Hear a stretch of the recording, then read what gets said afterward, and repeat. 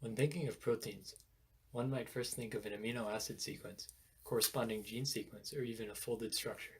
There is more information surrounding proteins, however, that has great value.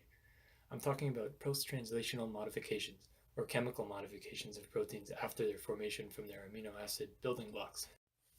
Specifically, glycosylation, the addition of carbohydrates to certain amino acids of proteins, holds great diagnostic potential for a variety of pathologies.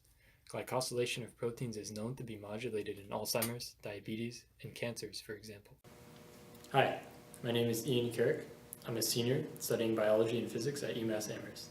I'm working in Professor Igor Kaltashov's lab in analytical chemistry, and we're developing a novel method to characterize protein glycosylation.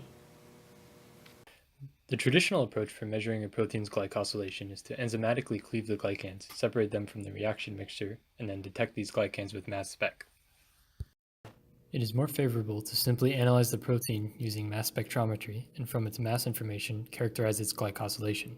A challenge with this approach is that many proteins of interest are heterogeneous in their glycosylation and are large in mass, which when combined makes it so that they cannot be resolved at the glycan level.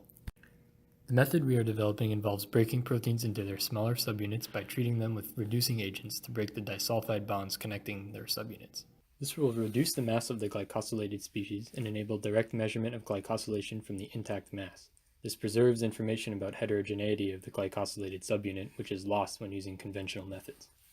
To prevent the aggregation of these subunits before detection with mass spec, we are doing this as an on-column reaction in size exclusion chromatography coupled with mass spectrometry. Size exclusion chromatography, or SEC, involves passing proteins through a column where they are separated by size.